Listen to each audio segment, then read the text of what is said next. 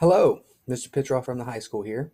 I was asked to do a short video on the recording program that I used to lecture to my high school students during the spring quarter this year, during the quarantine. There are lots of options. I played with a lot of them. I had some AP reading friends who use Screencast-o-matic. So I can, as you can see, here's me in the middle of the screen. I can minimize that, push myself off to the side. I can even take myself off. If you're tired of seeing me, there I'm gone. Now I'm back. So here is the main page for Screencast-o-matic, screencast-o-matic.com. I actually downloaded a Chrome extension, and I'm recording this on an old Chromebook. So that makes it super simple. Down here in the toolbar, I have my functions. There are a number of, on the website, Screencast-o-matic tutorials, training and tutorial videos. This is how I learned on how to really edit and make videos and download them. And there's also a beginner's guide with some nice videos. But what I did was I just uploaded them to my YouTube channel. So I actually already had a YouTube channel for my AP seminar class, and I have two, I guess they're called channels, but I have one with AP US History, APUSH videos. These are my basic lectures on the testing guide that came out, the revised rubric. You'll notice that they're all less than 15 minutes. So the free version of Screencast-o-matic, and I've never spent any money, but they are limited to 15 minutes. One thing I thought is my students probably don't want to listen to me for more than 15 minutes. And if they did, or if I had something that was longer, I would just make two videos and call it, part one, part two, part three. There I have a 45-minute lecture if I needed it. So I also, one of the ways that I communicated with students, some of them appreciated it, was at one point I actually created my own morning show. It was called 2 Minutes with Mr. Pittroff.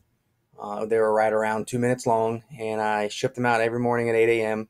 And it told my AP US History students what I hoped they were doing that day to prepare for the online exam that they were going to have to take. So just real quick, they got a little corny here and there. I played music at the beginning. I told some silly jokes. I had some Hamilton show songs and lyrics in there. And I went through every day. I sent out an update email, posted that information on Google Classroom, and told them what to do in a quick 2-minute video. The question was basically, how did I use this? I could record basic lectures, reviews, information where, like for my class videos, where I went through the components of the exam that were new and changing during the quarantine.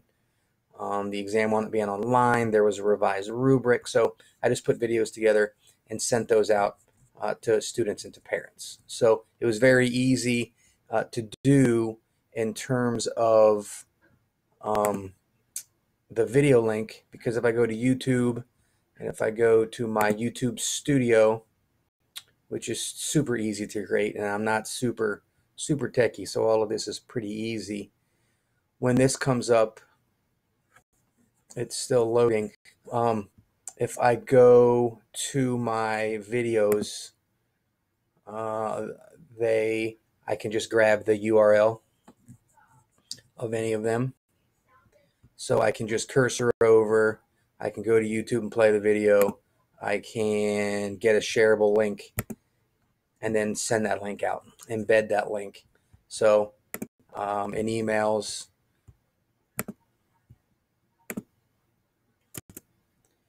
and here is a 4-minute long 2 Minutes with Mr. Pittroff episode. It was actually back. It was actually the 26th edition. There were 25 editions or episodes, and then this is the bonus edition after the exam. Again.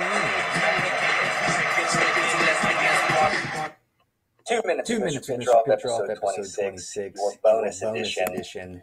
And that's it. Screencast-o-matic, I would say the free version and 15-minute limit was great. It made me kind of plan and figure the timing out. So Screencast-o-matic Give it a double thumbs up. Have a great summer. Hope to see everyone